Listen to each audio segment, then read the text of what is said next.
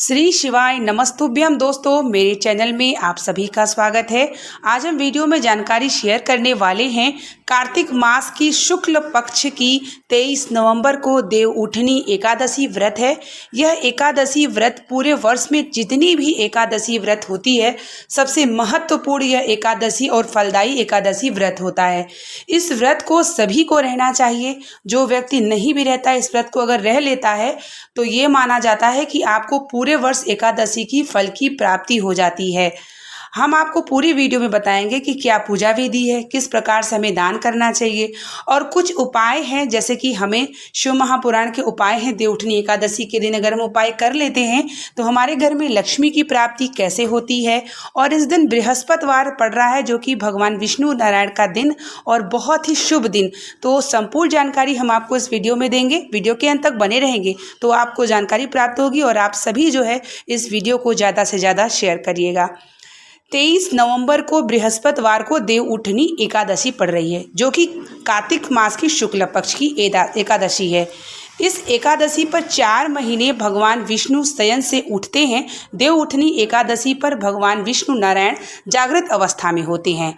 जब जागृत अवस्था में होते हैं, फिर इसी दिन इनका विवाह जो है शालिग्राम के स्वरूप में माता तुलसी से इस दिन इनका विवाह भी होता है। माना जाता है कि इस दिन अगर आप व्रत करते हैं तो जितनी भी एकादशी पूरे वर्ष की पड़ती है, और अगर आपने सिर्फ एक एकादशी इस व्रत को कर लिया तो आपको पूरे वर्ष के फल की प्राप्ति होती है। हर एक एकादशी का महत्व होता है, लेकिन देव उठनी एकादशी का महत्व इतना ज़्यादा होता है कि अगर आप कोई विशेष मनोकामना के लिए आप इस व्रत को करना चाहते हैं तो इस व्रत को आप जरूर करिएगा, क्योंकि जब विष्णु नारायण जागृत अवस्था पे होते हैं तो आपकी जो मनोकामना होती है, जब नारायण की जो शालिग्राम का स्वरूप माता तुलसी से विवाह होता है तो माता तुलसी आपकी मनोकामना नारायण से कह के जरूर संपूर्ण कराती हैं।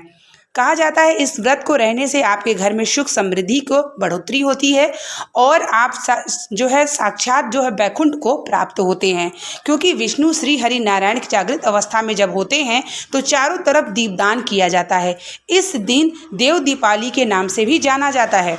अगर आप बहुत सारे लोग दिवाली अगर किसी कारणवश नहीं मना पाते हैं तो ये जो देवउठनी एकादशी होती है, इस एकादशी पर सभी को किसी नदी, बावली, गंगा के किनारे दीपदान जरूर करना चाहिए। मंदिर में दीपदान करना चाहिए और कम से कम 108 जो है दीपदान आपको जरूर करना चाहिए, जैसे कि तुलसी के वृक्ष के नीचे, आंवले के वृक्ष के नीचे, बिल्व पेड़ के वृक्ष के नीचे, भगवान के मंदिर के अंदर और समस्त जगह जो है आपको इस दिन जरूर से जरूर दीपदान करना चाहिए।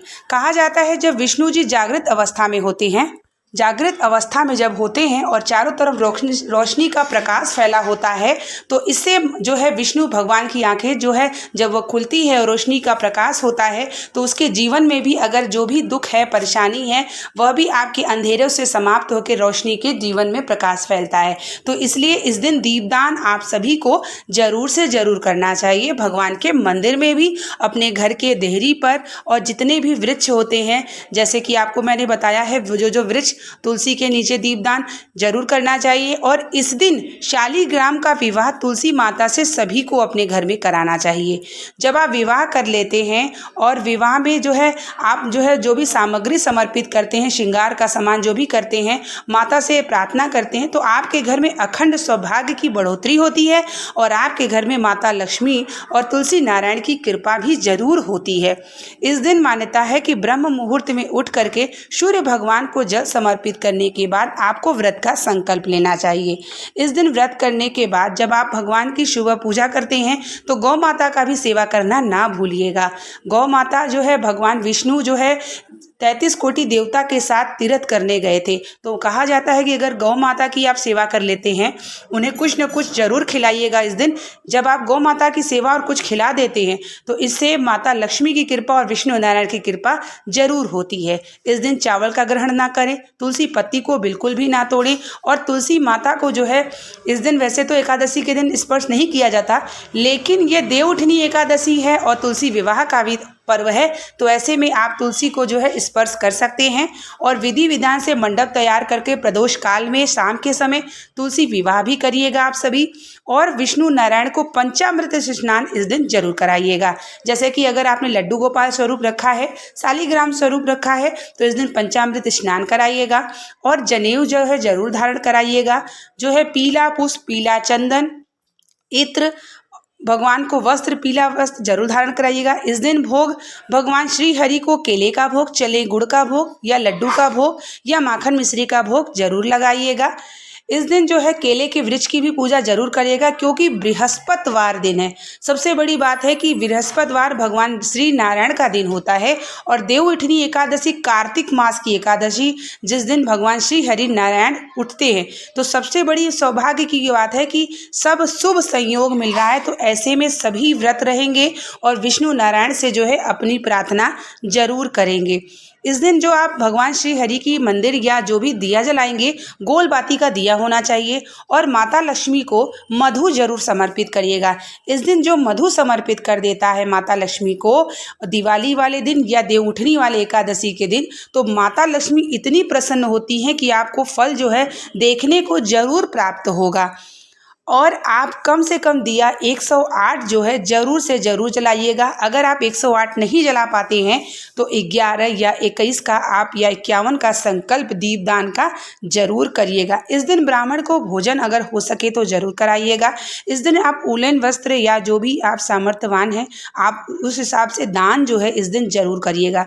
इस दिन दान, स्नान, व्रत, पूजा का बहुत महत्व है।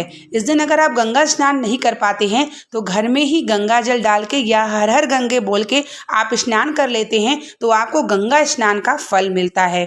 इस दिन श्री हरि नारायण का मंत्र का जाप करना चाहिए। इस दिन आपको विष्णु सहस्त्र नाम का पाठ करना चाहिए। इस दिन आपको श्रीमन नारायण या ओम भगवते वासुदेवाय का मंत्र का जाप करना चाहिए। जो भी व्यक्ति विधि पूर्णतः भगवान विष्णु की श्रद्धा भक्ति भाव से पूजन कर लेता है, दान कर लेता है, गौ माता की सेवा कर लेता है, तुलसी विवाह कर लेता है, ब्राह्मणों को भोजन करा लेता है, उसको इस एकादशी से इतना महत्व और फल की प्राप्ति होती है कि अगर आपने पूरे वर्ष एकादशी का व्रत नहीं किया है तो आप अगर इस एकादशी को व्रत को धारण कर लेते हैं, नियम कर लेते हैं, तो निश्चित ही माता लक्ष्मी और विष्णु नारायण की कृपा होती है। इस दिन कहा जाता है कि जब भगवान विष्णु जागृत अवस्था में होते हैं तो भगवान शंकर को सबसे पहले दर्शन करते हैं। इस दिन भगवान शंकर भी जो है विष्णु नारायण की जागृत अवस्था का इंतजार करते हैं और जब वह उठते हैं तो कहा जाता है तभी से सारे जो है शुभ कार्य शुरू हो जाते हैं, जैसे कि विवाह, गृह प्रवेश, अन्य जो भी कार्य है। जब भगवान नारायण उठते हैं तभी से आपके सारे शुभ कार्य को करना शुरू हो जाते हैं, क्योंकि शुभ जो है शुभ मुहूर्त यहीं से देवउठनी एकादशी से शुरू हो जाती है। देवउठनी एकादशी यानी अगर कोई एकादशी का व्रत संकल्प लेना चाहता है या व्रत को उठाना चाहता है तो इस एकादशी को शुभ माना जाता है। कार्तिक मास की शुक्ल पक्ष की देवउठनी एकादशी अगर आप व्रत को धारण करते हैं, संकल्प लेते हैं कि आप हमेशा एकादशी को व्रत को करना चाहते हैं, तो यह एकादशी आपके लिए सबसे शुभ होगा और इस एकादशी से आप संकल्प लेके पूरे वर्ष की एकादशी को धारण कर सकते हैं। तब आपके फल का जो है एकादशी का और भी महत्व बढ़ जाता है।